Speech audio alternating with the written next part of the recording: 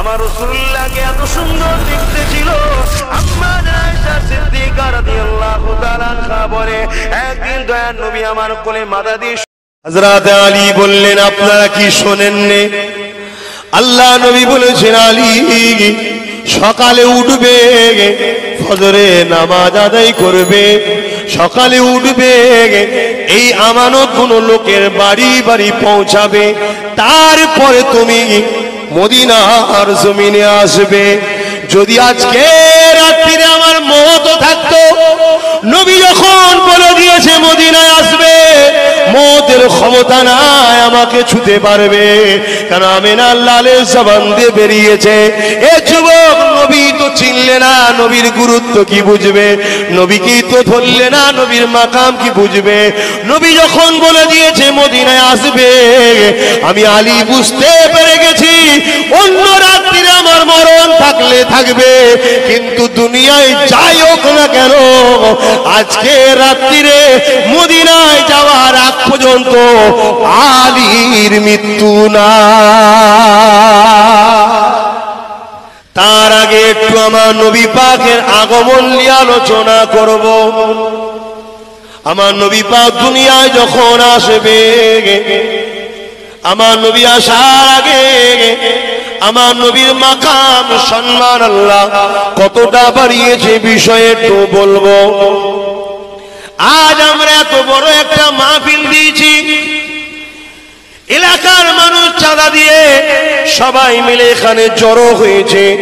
এই মজলিসে আমি ওয়াজ করছি, আপনারা সবাই শ্রোতা সামিন শুনতেছেন। আমার আল্লাহ তিনিও রুহের জগতে একটা মাহফিল দিয়েছিলেন। খুব ভালো করে শুনুন, আমার আপনার রূহ যে জগতে ছিল, ওই জগতে আল্লাহ একটা মাহফিল দিয়েছিলেন। ওই মাহফিলের ওয়াজিন হলেন আল্লাহ, ওই মাহফিলের খিতাব করবেন হলেন আল্লাহ, ওই মাহফিলে আলোচনা করবেন হলেন আল্লাহ। আলেম ওলামারা জানে, কোরআন তার দাওয়া দিচ্ছে, ওয়াইজ আখাযাল্লাহু মিসাকান নাবিয়িনা লামা আতাইতুকুম মিন কিতাবি ওয়া হিকমা। এই আয়াত হাফেজ কোরআন জানে এবং উলামা হযরতরা জানে। ওই মজলিসে আল্লাহ শুধুমাত্র দাওয়াত দিয়েছে নবী আলাইহিস সালাম দের রূহকে, ইমাম বিয়া আলাইহিস সালাম দের রূহকে। ওই মজলিসে অন্য কোন আম মানুষের দাওয়াত ছিল না। বুঝতে পারছেন তো মাইকে? আমার নেতার মাকামটা একটু শোনাচ্ছে আপনাকে, শুনবেন না? কি গো, শুনবেন না? দুনিয়ায় যে আসে মেম্বার হোক, স্টেজে দাঁড়িয়ে তার লিডারের কথা বলে না? বলে না? আমার লিডার এই করেছে, ওই করেছে, হ্যান করেছে, ত্যান করেছে, বলে না? বলে না? হ্যাঁ, মিথ্যা মিথ্যা বলে বলে চলে যায়, আমরা হ্যাঁ করে শুনি। আর আল্লাহ যে লিডারের আলোচনা করেছে তার কথা শুনবেন? তাহলে জানতে হবে, যদি কারো শুনতে ভালো না লাগে জানতে হবে, মডেলটা ঢোলটা রয়ে গেছে মুসলমান, ভেতরে সব চাইনা পার ঢুকে গেছে, শেষ হয়ে গেছে, ওয়ান দাম নেই।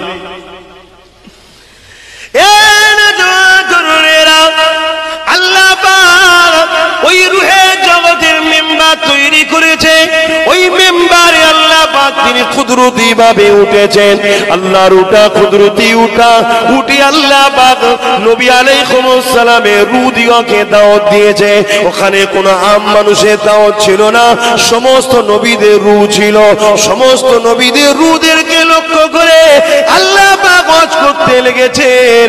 আমার আল্লাহ সেদিন যে ওয়াজটা করেছিল, ওই ওয়াজের বিষয়টা কি ছিল, ওই ওয়াজের টপিকটা কি ছিল, ওই ওয়াজের লক্ষ্যটা কি ছিল, ওই ওয়াজের বিষয় ভিত্তিটা কি ছিল, একটাই ছিল, সেটা হলো মুহাম্মাদুর রাসূল। আল্লাহ পাক সেখানে ওয়াজ করতে করতে বলতে লেগেছে, হে আমার নবীদের রূহরা, হে আমার আম্বিয়াদের রূহরা, আমি আল্লাহ তোমাদেরকে দুনিয়া জমিনে পাঠাবো, আমি তোমাদেরকে কিতাব দেবো, আমি তোমাদেরকে হিকমত দেবো, আমি তোমাদেরকে মাকাম দেবো, আমি তোমাদেরকে সম্মানিত করব, তোমাদেরকে আমি দুনিয়া জমিনে পাঠাবো। কিন্তু আজকে একটা সাক্ষী দিতে হবে।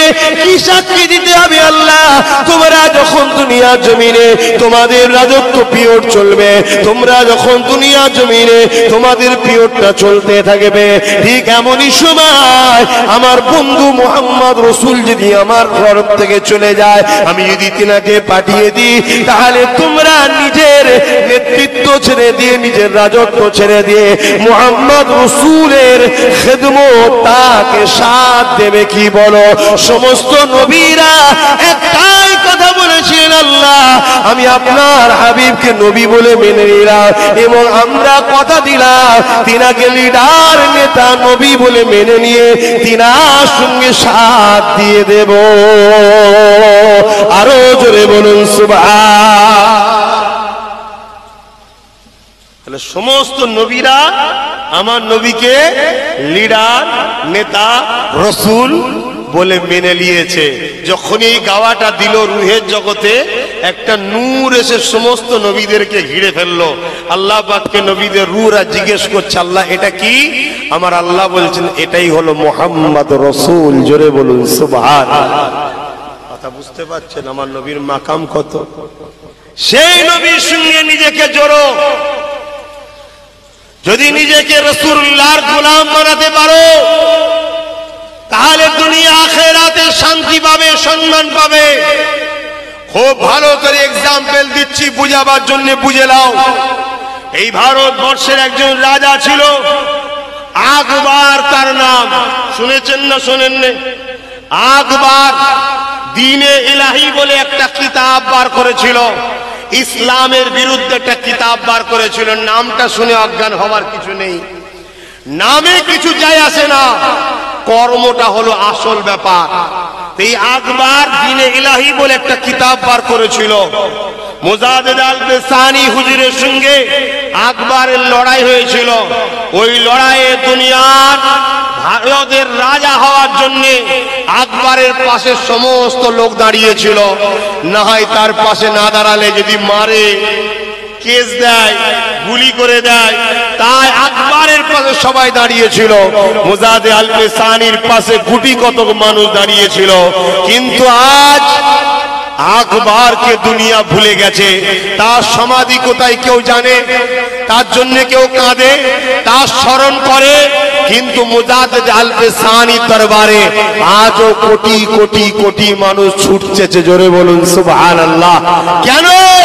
মুজাদ্দিদ আল-বেসানি ছিলেন আমার রাসূলুল্লাহর গোলাম। জোরে বলুন সুবহানাল্লাহ। গোলাম হও রাসূলের। এই এক রাজা ছিল পৃথ্বীরাজ চৌহান, নাম শুনেছেন?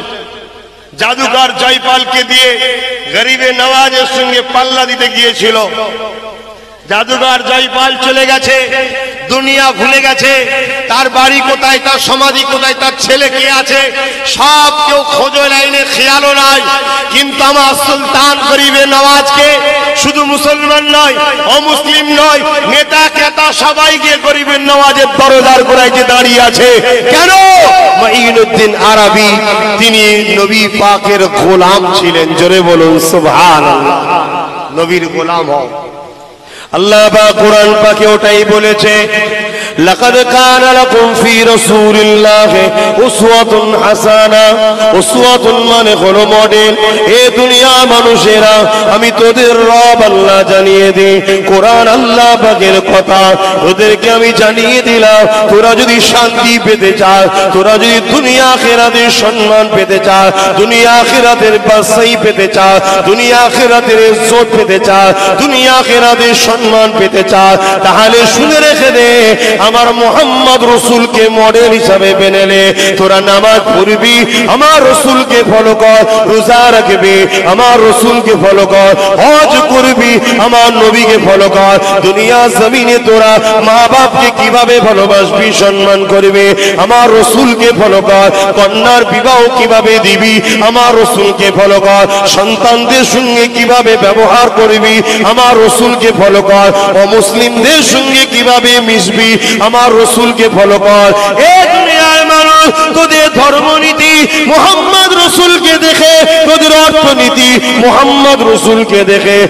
তোদের সামাজিকতার নীতি মুহাম্মদ রসুলকে দেখে, তোদের এডুকেশনের নীতি মুহাম্মদ রসুলকে দেখে, তোদের রাজনীতি, তোদের রাষ্ট্রনীতি সব কিছুতেই মোহাম্মদ রসুলকে দেখে কর, যদি তোরা মোহাম্মদ রসুলকে মডেল বানাতে পারি তাহলে দুনিয়া আখিরাতে শান্তি তোরা পেয়ে যাবে, দুনিয়া আখিরাতে সম্মান তোরা পেয়ে যাবে। আর যদি এর বাইরে চলে যা দুনিয়া তো বরবাদ হয়ে যাবে, আখিরাত তো বরবাদ হয়ে যাবে। এই আপনাদেরকে বলে দিয়ে যায়, পৃথিবীর জমিনে যারা পিছিয়ে ছিল, শিক্ষাতে সভ্যতাতে সব দিক থেকে যারা পিছিয়ে ছিল, এই যুবকেরা তরুণেরা সেই মক্কা মদিনা আল্লাহ রসুলকে ফলো করে নেওয়ার জন্য আজকে পৃথিবীর শ্রেষ্ঠ জায়গায় তারা চলে গেল। আয় দুনিয়ার জমিন আজকে তাদেরকে কত সম্মান করে, কত ইজ্জত করে। এবং এটাও শুনে রেখে দেন, এই পৃথিবীর মানুষ এলেমের শিক্ষা পেয়েছে, এটা আমার আমিনার লাল নবী মুহাম্মদ রসুল থেকে পেয়েছে। মাটির তলাতে এত দামি দামি সম্পদ আছে, আমার রসুল আসার আগে কেউ জানতো না। আল্লাহ নবী এলেমের দরজা খুলে দিয়েছে, জ্ঞানের দরজা খুলে দিয়েছে। এই যে আকাশে প্লেন আবিষ্কার করে উড়িয়ে বেড়াচ্ছে মানুষ, এরও জ্ঞানের দরজা রসুল খুলে দিয়েছে, রসুলের আগে কেউ জানতো না। এই যুবকেরা এই যে আমরা মোটর গাড়ি চেপে বেড়াই, এ সম্বন্ধে নবী হাদিসে জানিয়ে দিয়েছে, এরও শিক্ষা নবী পাক দিয়েছে।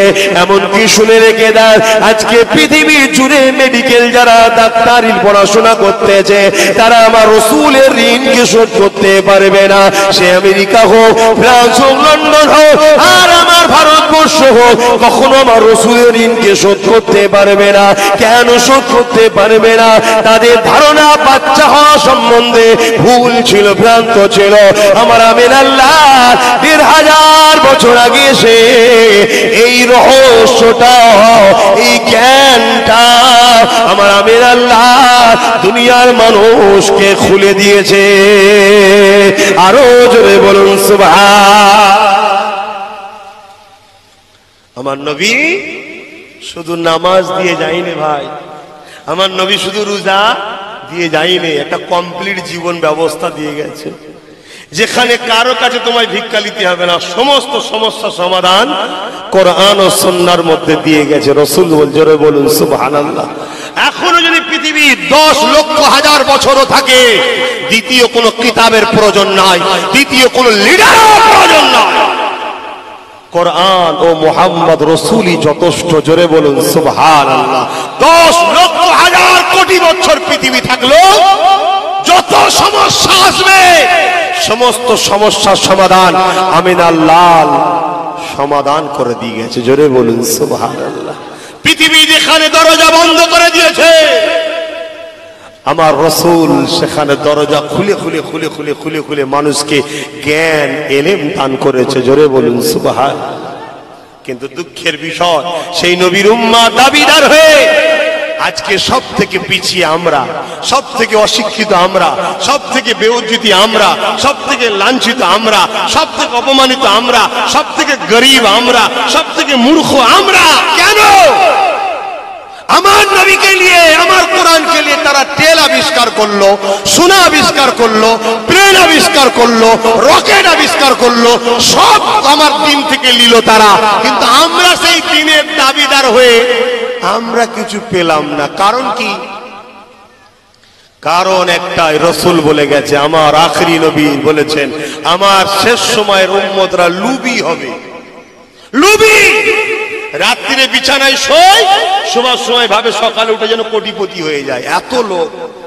আরে খাটতে হয়, চেষ্টা করতে হয়, তবে পাওয়া যায়।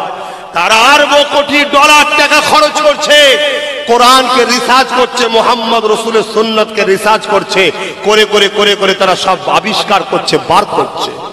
আমার নবী ১,৫০০ বছর আগে বলেছে কাঠের উপরে কাপড় পরতে হবে পুরুষদের ঘরে, এটা নিয়ে তারা রিসার্চ করেছে, আমরা জানি না কেন বলেছে। আমার রাসূল বলেছে দাঁড়িয়ে পানি পান করো না, বসে পান করো, ১,৫০০ বছর আগে এটা নিয়ে তারা রিসার্চ করেছে, আমরা পারি না, আমরা জানি না। আমার নবী বলেছে খবরদার ইস্তেঞ্জা বসে করবে, দাঁড়িয়ে করো না, ১,৫০০ বছর ধরে তারা রিসার্চ করছে। আমার নবী বলে যে যত বাচ্চা বয়সে হবে খাতনা দাও, মুসলমানি করো। ১,৫০০ বছর আগে বলে গেছে, তারা রিসার্চ করছে, ইহুদিদের বাচ্চা জন্ম হলে খাতনা দেয়। আর পৃথিবীর বুকে সব থেকে শিক্ষা সর্বদিক দিয়ে উন্নতি ইহুদিরা। যার যত ছোটবেলায় খাতনা হয় তার তত ব্রেনকে খোলে আল্লাহ। শুনছেন ভাই, এটা তারা রিসার্চ করে বার করছে, আর আমরা শুধু এর মাথায় বাঁশ ও মারছে, এর মাথায় বাঁশ ও মারছে, একটা ও দখল করছে, ওটা ও দখল করছে, এই নিয়ে ব্যস্ত। আর আমাদেরকে তো এই জায়গায় আনা হয়েছে, আমাদেরকে দুই শ্রেণীর মানুষ এই জায়গাতে দাঁড় করিয়েছে। একটা হলো প্রকাশ্য দুশমন, আর একটা হলো আমাদের ভেতরেই আছে কিন্তু প্রকাশ্য দুশমনের টাকায় আমাদের ঘরে পথভ্রষ্ট করছে। কথা বুঝতে পারছেন? তাই বলবো রসুলকে ধরুন। আমি একটাই কথা দিয়ে যাবো আজকে, রসুলকে ধরুন, নেতাকে ফলো করুন, প্রত্যেকের বাড়িতে নবীর জীবনী আনুন। আজকে দুঃখের বিষয়, বড় বড় মোবাইল খুঁজছেন, ওই মোবাইলকে কোনোদিন জিজ্ঞাসা করেছেন যে পৃথিবীর শ্রেষ্ঠ মানুষকে? জিজ্ঞেস করেন না। অথচ ওই মোবাইলকে দুনিয়ার লম্পট বদমাইশ চরিত্রহীন ধোঁকাবাজদের ঘরে দেখার জন্য সার্চ করে, আমার অমুক হিরোর ফিল্মটা দাও। কথা বুঝছেন না? তার কথা সার্চ করছেন। আর ওই মোবাইলের গুগলকে আজকেই প্রশ্ন করুন, এ গুগল পৃথিবীর শ্রেষ্ঠ মানুষকে বল। গুগল আমি চালাই না বাপ, ওটা আমার হাতে নাই। মোবাইল বলতে বাধ্য হচ্ছে মোহাম্মদ। জোরে বলুন সুবহান। আরো জোরে বলে, লিডার চেনো, নবীকে চেনো। আল্লাহর জাত পাকের কসম করে বলছি, রসুল যে চিনতে পেরেছে, নবীকে যে লিডার বলে মেনে নিয়েছে, সে যদি ঘরে চুপ করে বসেও থাকে, দুনিয়ার যত বদ আকীদা, ভুল রাস্তার আকীদার জালিম আছে, সবাই তার চিন্তাতেই ব্যস্ত থাকবে। শুনছেন না? শোনেন না? রসুল চেন, নবী চেন। আল্লাহ নবী আমাদেরকে কি দিয়ে গেছে? এ যুবকেরা, তরুণেরা, নবী যেমন নামাজ দিয়েছে, তেমন মা বাপের ভালোবাসা দিয়েছে, নবী যেমন রোজা দিয়েছে, তেমন নারীর অধিকার দিয়েছে। পৃথিবীর মানুষগুলো যখন সভ্যতার নামে অসভ্য হয়ে গিয়েছিল, এই সময় তারা নিজের কন্যাকে জিন্দা পুঁতে দিত। আল্লাহ নবী এসে দুনিয়াকে শিখিয়েছে, এ দুনিয়ার মানুষেরা, নারী অশুভ নয়, যার ঘরে প্রথম নারী সন্তান হয়, এর মানে হলো ওই বাপকে মহান সৃষ্টিকর্তা জান্নাতের খুশবু পায়গম দিতে লেগেছে। আল্লাহ নবী দুনিয়াকে দিয়ে গেছে, যার ঘরে নারী সন্তান হয়, একটা হয়, দুটো হয়, তিনটে হয়, পর পর তিনটে নারী সন্তান হয়েছে। ওই বাপ তিনটে নারী পেয়ে অখুশি হয়নি, ওই বাপ তিনটে নারী পেয়ে মন খারাপ হয়নি। ওই তিনটে কন্যা সন্তানকে ওই বাপ যদি লালন পালন করে, আদর দিয়ে পড়াশোনা করে বড় করিয়ে বিবাহটা দিয়ে দিতে পারে। শোনো, শোনো, এদিকে শোনো, এ যুবক শোনো, শোনো, আমার নেতার কথা শোনো। দুনিয়ার কোন লিডার কি করেছে জানিনি। হতে পারে আমেরিকা পরমাণু বোমা বানাতে পেরেছে, কিন্তু আমেরিকা তাদের পেটিদের ইজ্জতকে বাঁচাতে পারেনি। হতে পারে পৃথিবীতে অনেক বড় বড় মিসাইল প্লেন তৈরি করতে পেরেছে, কিন্তু তারা তাদের পেটি ও ছেলেদের সংসারে শান্তি আনতে পারেনি। কিন্তু আমার আমিন আল্লাহ এই পৃথিবীর জমিনে মানুষের হৃদয়কে কন্ট্রোল করেছে, তাদের অন্তর দখল করেছে, তাদের হৃদয়ে শান্তি ঢুকিয়ে দিয়েছে, তাদের অন্তরে শান্তি ঢুকিয়ে দিয়েছে। আজকের তারিখে পৃথিবীর জমিনে আমেরিকা বলেন, ব্রিটেন বলেন, তামাম পৃথিবীর জমিনে ক্যান্সারের থেকেও মারাত্মক একটা বিমার ঘুরে বেড়ায়। ওই বিমারটার নাম হলো ডিপ্রেশন, অর্থাৎ চিন্তা, পারিশান। এই পারিশানে লক্ষ লক্ষ ছেলে মেয়ে, জন যুবতী আত্মহত্যা করছে, গলায় দড়ি দিয়ে মারা যাচ্ছে। এর সমাধান পৃথিবী দিতে পারেনি। ১,৫০০ বছর আগে আমিন আল্লাহ তার সমাধান দিয়ে গেছে। আজ আমি আপনাদেরকে জানিয়ে দিই, এর সমাধান একটাই, ওটা হলো আল্লাহর কোরআন যত পড়বেন তত আপনার চিন্তা, ডিপ্রেশন কমে যাবে। আরো জোরে বলুন সুবহান। খেয়াল করে দেখুন, কোন তো বাড়ি এমন নেই যে বাড়িতে ঝগড়া নেই। আল্লাহ করে বরকত হয়েছে, ঝগড়া প্রত্যেক বাড়িতেই আছে। যখন ঝগড়া হয়ে যাবে, উচিত তো নয়, কিন্তু দুনিয়ার পাল্লায় পড়ে গেছে, নবী তো ছেড়ে দিয়েছি তাই ঝগড়া হচ্ছে। কমসে কম মসজিদে এসে বা নিজে একটা নিরিবিলিতে কোরআনটাকে খুলে পড়তে শুরু করো। ৫-১০ মিনিট সময় যাবে না, চোখ দিয়ে ঝরঝর করে দেখে অটোমেটিক পানি পড়ছে। পুরো মাথা থেকে লে বুকটা পুরো হালকা হয়ে যাবে। জোরে বলুন সুবহানাল্লাহ। যে মানুষটা 10 মিনিট আগে হয়তো আত্মহত্যার চিন্তা করেছে, ওই মানুষ যদি কোরআন পড়া শুরু করে, কোরআনের আয়াত, আরে আমি গল্প বলছি না, তাম পৃথিবীতে কোটি কোটি টাকা খরচ করে যারা রিসার্চ করছে, তারা কোনো মুসলমান নয়, তারা হয় খ্রিস্টান না ইহুদি। তারা বলতে বাধ্য হয়েছে কি, কোরআনের অক্ষরে একটা একটা এমন সেল অ্যাকসেপ্ট আছে, এমন একটা নিয়ামত আছে যেটা পড়ার সাথে মানুষের নার্ভগুলোকে সতেজ করে, শক্তিশালী ব্রেন তৈরি করে। জোরে বলুন সুবহানাল্লাহ। আরো জোরে বলুন। আমার ভারতবর্ষের কোন একজন পেপারে দেখেছিলেন, হয়তো আপনারা সেলিব্রিটি বলেন, আমরা তাদেরকে কোনো গুরুত্বই দিই না, দামি দিই না। পেপারে দেখেছেন কি জানি না, সে বলেছে যে আমি খুব মানসিক দিক দিয়ে চিন্তায় ছিলাম, খুবই। আমার এক মুসলিম বন্ধুর সঙ্গে যখন কথাটা শেয়ার করেছিলাম, সে আমাকে একটা কোরআন গিফট করেছিল। আমি তো কোরআন পড়তে পারি না, তলায় ইংলিশ লেখা ছিল, কোরআনের অর্থটা আরবিটাকে ইংলিশে লেখা ছিল। আমি ওই ইংলিশের লেখাটাই পড়তে পড়তে পড়তে পড়তে একদিন যাই, দুদিন যাই, যত পড়ি তত ভালো লাগে, যত পড়ি তত ভালো লাগে, যত পড়ি তত ভালো লাগে। আজকে 15-20 দিন হয়ে গেছে, আমার ব্রেনে চিন্তা বলে আর কিছু নাই। বলুন কোরআনের খাতিরে বলুন। হ্যাঁ, এটা কোরআনের মজেজা, যত পড়বে তত মজা লাগবে। কিন্তু এখানে যদি আমার ভাইগুলোকে বলি, যুবকগুলোকে, যে বছরে কারা এক খতম কোরআন শরীফ করো, যুবকরা বলো তো দেখি, পাওয়া যাবে? বলো আমরা ধ্বংস হব না, হবে না? এই জন্য ধ্বংস হয়েছে। বাঁচাবার চেষ্টাই বুঝাচ্ছি, পরিবর্তন হও, ফিরে আসো, ফিরে আসো, ফিরে আসো। যা লাগবে, গাড়ি লাগবে আছে, বাড়ি লাগবে আছে, ক্ষমতা লাগবে আছে, সব পাওয়া যায় ইসলামে। কে বলেছে না? ইসলাম কি বলেছে নাকি তুমি ভিখারি হয়ে থাকো? না, ইসলাম বলেছে হালাল পয়সায় বড় হও, কাউকে লুটে নয়, কাউকে মেরে নয়। আল্লাহ যদি তোমাকে হালাল ব্যবসা করো, আর সেই ব্যবসা যদি বরকত দেয়, তুমি যদি BMW চাপো, মার্সিডিজ চাপো, রোজ রয়েস চাপো, 2 কোটি 4 কোটি 5 কোটি টাকার গাড়ি চাপো, তো অসুবিধা নেই, তো ইসলামে হারাম নয়, তো জায়েজ। কিন্তু তুমি যদি কারো থেকে 10,000 টাকা ছিনিয়ে নিয়ে একটা মোবাইলও ব্যবহার করো, ওটা ইসলামে হারাম। এইটা ইসলাম বলেছে। ইসলাম বিজনেস করার কথা বলেছে, ইসলাম নিজে মেহনত করার কথা বলেছে, ইসলাম কেড়ে লিয়া লুটে লিবার কথা বলেন, ওটাকে হারাম করেছে। কথা বুঝছেন? কিন্তু দুঃখের বিষয়, আমরা সহজ রাস্তা ধরেছি, সহজ। আল্লাহ যেদিন দুনিয়াকে ফানা করে দেবে, এই কথাটা বলে দিই, আল্লাহ যে দুনিয়াকে ফানা করে দেবে, আল্লাহ বা জিবরাইল আর ইসরাফিল দুজন ফেরেশতাকে পাঠাবে। এ মসজিদ থাকবে না, এ গাছপালা তরুলতা, সাগর তুফান পাহাড় কিছুই থাকবে না। এ যুবক আমার আল্লাহকে শোনো, যিনি এই বিশাল বিশাল পাহাড়গুলোকে একটা সঙ্গে আর একটা তুলো যেভাবে ওড়ে, ওইভাবে উড়িয়ে উড়িয়ে ধাক্কা লাগাবে, ভেঙে চুরমার হয়ে বালি কোনাতে পরিণত হয়ে যাবে, কোনো উঁচু টিলাও থাকবে না। ওই দিনে আল্লাহ পাক জিবরাইল ও ইসরাফিল দুজন ফেরেশতাকে পাঠাবে, যা দুনিয়া জমিনে গিয়ে আমার হাবিব মুহাম্মদ রাসূলকে তুলে নিয়ে আসো। আমার নবী পাকের দুনিয়া জমিনে জিবরাইল আসবে, আমার নবী পাক কোথায় খুঁজে পাবে না, কারণ এই দুনিয়া তো সেই দুনিয়া নয়, কোনো ঘর বাড়ি জমি জায়গা, এমনকি কোনো গাছপালা কিছুই থাকবে না। এই জমিন থেকে আওয়াজ দিয়ে বলতে লাগবে, ও রব্বি আল্লাহ পাক, আপনার হাবিব কোথায়? জিবরাইল খুঁজে পাচ্ছি না।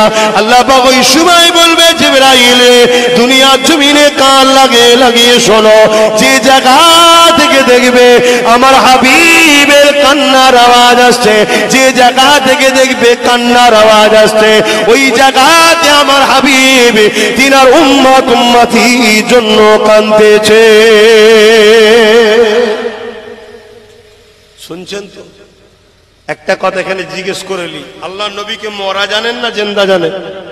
একটু আওয়াজ দিয়ে বলবেন, একটু আওয়াজ দিয়ে বলবেন। হ্যাঁ, খুব ভালো করে আকীদা ঠিক করুন। আল্লাহ নবীকে মরা জানলে, যদি কাবার মাথাকেও সেজদা করে মারা যায়, সেও জাহান্নামী। যেটা কাবার, যেটা কি বলে, কাবারই অংশ হাতেম। হাতেমের ভেতরেও যদি কেউ নামাজ পড়ে আর কিন্তু তার আকীদা রাসূল মারা গেছে, মৃত্যু হয়ে গেছে, শেষ হয়ে গেছে, তাহলে কিন্তু সে জাহান্নামী।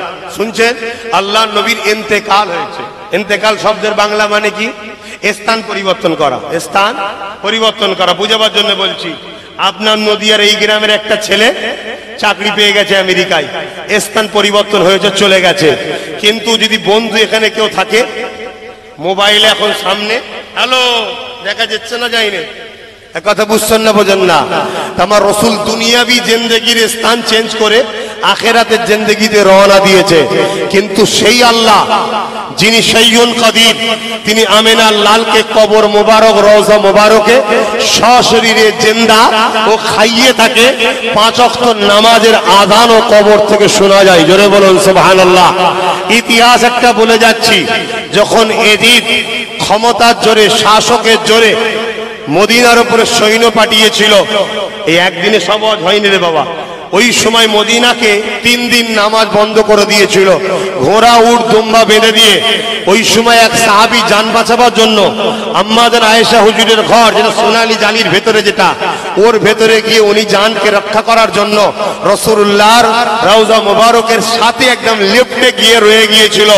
3 দিন পরে আহলে সুন্নাত ওয়াল জামাতের অনুসারীরা যখন এজিদ বাহিনীকে হাঁটিয়ে দেয়, তখন তিনি বেরিয়ে বলেছিলেন, 3 দিন মদিনার নবাবিতে আজান বন্ধ ছিল, একামত বন্ধ ছিল, নামাজ বন্ধ ছিল, কিন্তু অবাক হয়ে গেলাম রাসূলুল্লাহ রওজার ভেতর থেকে ওয়াক্তে ওয়াক্তে আজান, একামত ও নামাজের আওয়াজ পাওয়া যেত। জোরে বলুন সুবহানাল্লাহ, আরো জোরে বলেন না।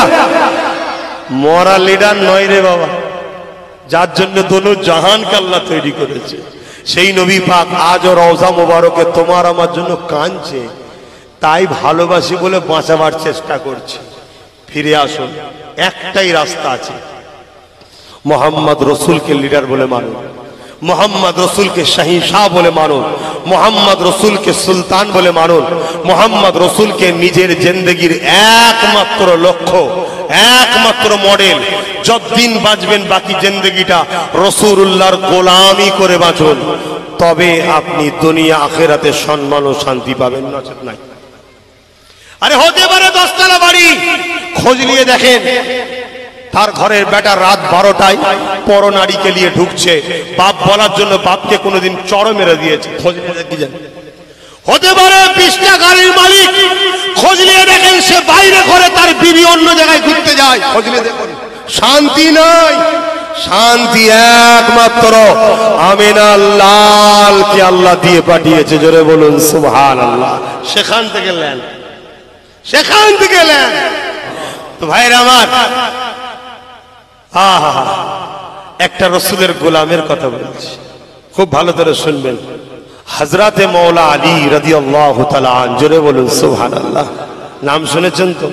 হ্যাঁ, নাম শুনেছেন তো?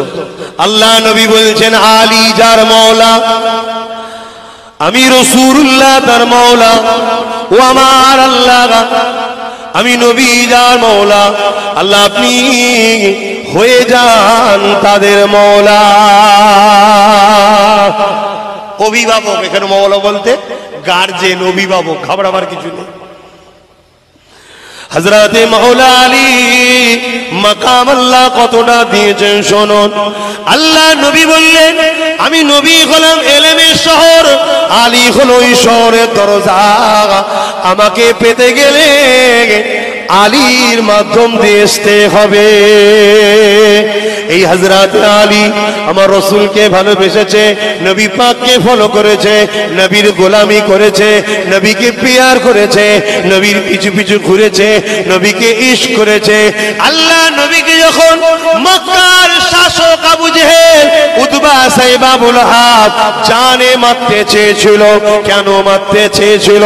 আল্লাহ নবী সত্যের পক্ষে, আবু জেহেল মিথ্যার পক্ষে, আল্লাহ নবী গরিবের পক্ষে, আবু জেহেল গরিবকে লুটার পক্ষে, আল্লাহ নবী গরিবদের সাহায্য করার পক্ষে, আবু জেহেল গরিবদেরকে মেরে ফেলার পক্ষে। এই যুবকেরা তাই নবী পাককে বারবার রুখতে চেয়েছিল, কোনোভাবেই যখন রুখতে পারেনি তারা মিটিং করে নিয়ে রাসূলকে মারতে চেয়েছিল। তাই নবী আমার যে ঘরে ছিল ওই ঘরকে তারা 40 জন তরোয়াল নিয়ে ঘিরে ফেলেছিল, আমার রাসূলুল্লাহকে শহীদ করে দেবে।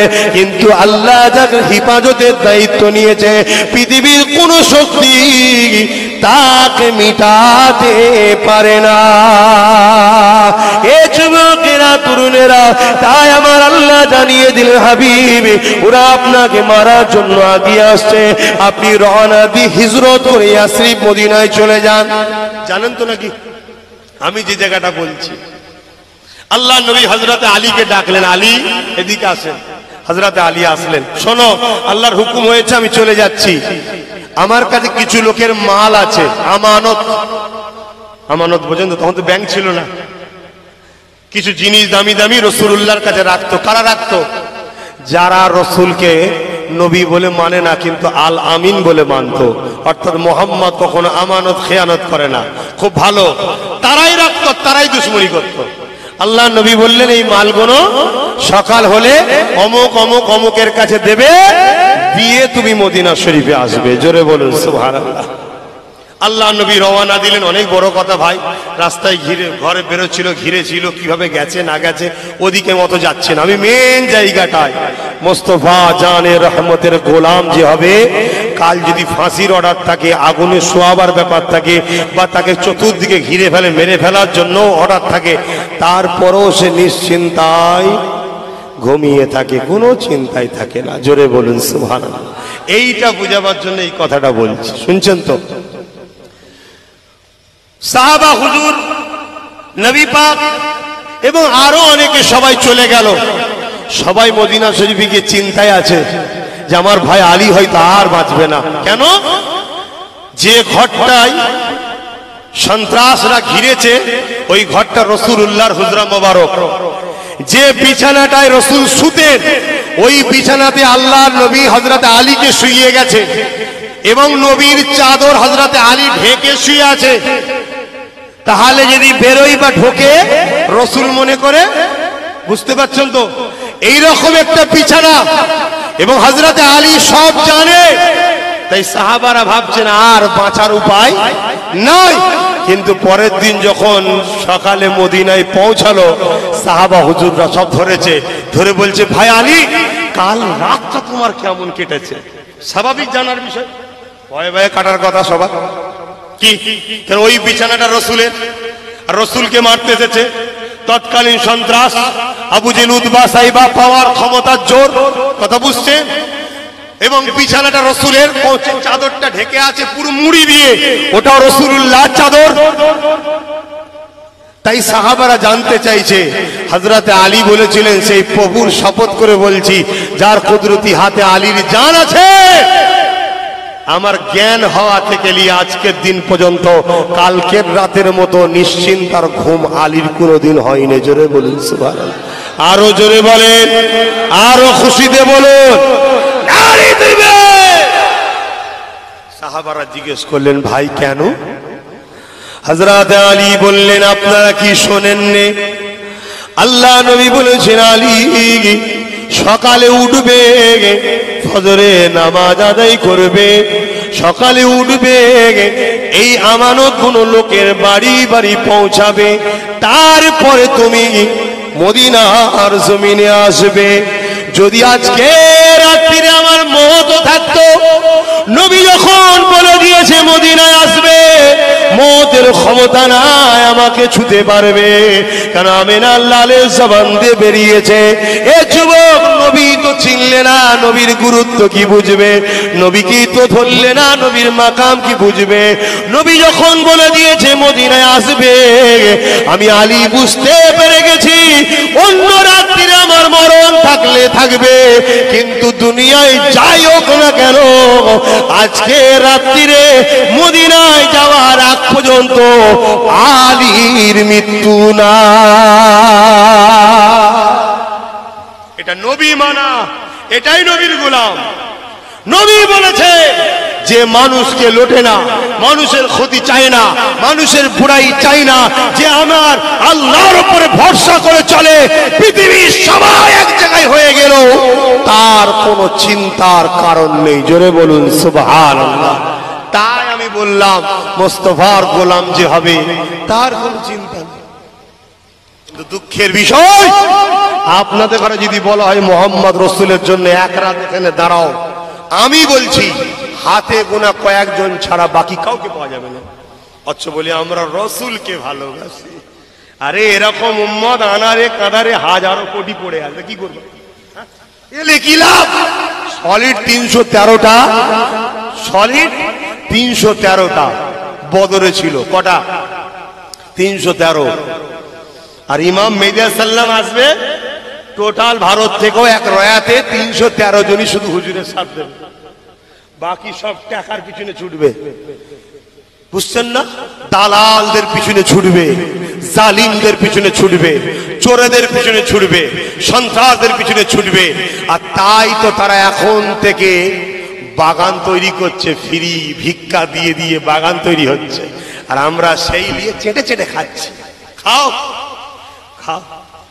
আর যদি মনে হয় না আমি ভুল করি, আব্বাস সিদ্দিকী ঠিক বলছে, এখান থেকে ঘরে যাবার আগে তওবা চাই, নামাজ পড়ুন আজ থেকেই, নামাজ পড়ুন আজ থেকেই। টুপি নেই, পায়জামা পাঞ্জাবি নেই, প্যান্ট শার্ট ওই হালেই পড়ুন। তোমার লেবাসটা খারাপ, কিন্তু সেজদা তোমার খারাপ কে বলেছে? দাও আল্লাহকে সেজদা। এখান থেকেই তওবা করে শুরু করো যে বাকি জিন্দেগি মুস্তাফা জানের রহমতের কদমে কুরবান করে দিলাম। নবীর জীবনী পড়ব, নবী যেভাবে চলতে বলেছে সেভাবে চলবো। खुदा की अज़मते क्या है, मोहम्मद मुस्तफा जाने, मकामे मुस्तफा क्या है, मकामे मुस्तफा क्या है, मोहम्मद का खुदा जाने। सदा करना थी मेरे बस, मैंने तो सदा कर दी, सदा करना थी मेरे बस, मैंने तो सदा कर दी। वो क्या देंगे मैं क्या लूंगा, वो क्या देंगे मैं क्या लूंगा, सखी जाने गदा जाने, खुदा की अज़मते क्या है, मोहम्मद मुस्तफा जाने, मकामे मुस्तफा क्या है, मोहम्मद का खुदा जाने। कहा जिब्रील ने सिदरा तलक मेरी रसाई थी, कहा जिब्रील ने सिदरा तलक मेरी रसाई थी, है यहाँ से कितनी मंजिल आगे, है यहाँ से कितनी मंजिल आगे, नबी जाने खुदा जाने। বলুন না সুবহানাল্লাহ। বুঝতে পারছেন না?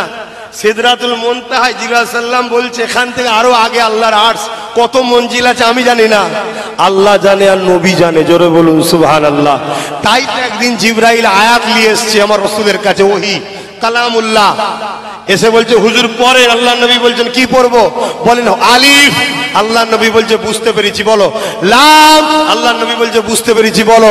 মিম। নবী বলছে বুঝতে পেরেছি বলো। লাম। নবী বলছে বুঝতে পেরেছি বলো। জালিকাল কিতাব লা রাইবা ফি। রাসূলও বললেন জালিকাল কিতাব লা রাইবা ফি। জিবরিল জানতে চাইছে হুজুর ব্যাপারটা কি? আলিফ লাম মিম যখন বললাম আপনি বললেন বুঝতে পেরেছি, আগে চলো বলো। আর জালিকাল কিতাব লা রাইবা ফির বেলায় আপনিও তেলাওয়াত করলেন, তখন বললেন না, বুঝতে পেরেছি, চলো। আল্লাহ নবী বলেছিলেন, জিবরিল রে, জালিকাল কিতাব লা রাইবা ফি, এর মানে তুমি জানো? জি হুজুর জানি, আমি মুহাম্মদ রাসূলও জানি, আমার উম্মতরাও জানবে, কিন্তু আলিফের মানে তুমি জানো? জিবরিল বলল জানি না। লামের মানে তুমি জানো? জিবরিল বলল জানি না। মিমের মানে তুমি জানো? জিবরিল বলল জানি না। রাসূল বললেন এর মানে আমি মুহাম্মদ জানি। জোরে বলুন সুবহানাল্লাহ, আরো জোরে বলে। সেই নবীকে চিনুন। আজকে সেই নবী থেকে আমাদেরকে দুই শ্রেণীর লোক সরাচ্ছে। এক শ্রেণীর লোক কিছু ভিক্ষা দিয়ে, গান বাজনা, লোভ লালসায় জড়িয়ে দিয়ে নবী থেকে সরাচ্ছে। আর একদল লোক দাড়ি টুপি রেখে মুসলমান সেজে নবীর প্রেম, আদর্শ, ভালোবাসা, সম্মান থেকে আমাদেরকে সরাচ্ছে। আর এই দুটোই হলো আমাদের জানের দুশ্মন। আর এই দুটো যদি থেকে চিনতে পেরে নবীর সাথে জুড়তে পারেন, পৃথিবীতে একটা লোক এসেছিল যার নাম হলো চেঙ্গিস খান। নাম শুনেছেন না? Genghis Khan. সে বলেছিল বুশের মতো, মানে বুশের থেকে বড় শয়তান ছিল, ইসলামকে মুছে দেবো বলে বাগদাদের উপরে হামলা চালু করেছিল। পুরো বাগদাদকে উজাড় করে দিয়েছিল। এত মুসলমান মেরেছিল যে মুসলমানের এই মাথার খুলি দিয়ে, ইটের যেমন বাড়ি তৈরি হয়, মাথার খুলিকে সাজিয়ে সাজিয়ে বড় বড় বিল্ডিং, রাজপ্রাসাদ তৈরি করে ফেলেছিল। এত মুসলমান মেরেছে, কিন্তু চেঙ্গিস খান মিটে গেছে, ইসলাম মুসলমান মেটেনে। জোরে বলুন, আর একটু আস্তে করে বলুন সুবহানাল্লাহ। আজীব মানুষ। আমার সব ভালো লেগেছে, শুধু একটাই খারাপ লেগেছে, যেন মনে হচ্ছে কবরস্থানে বসে হজ করছি, সারাই দিতে চাইছেন। এই একটাই খারাপ লাগলো, বাকি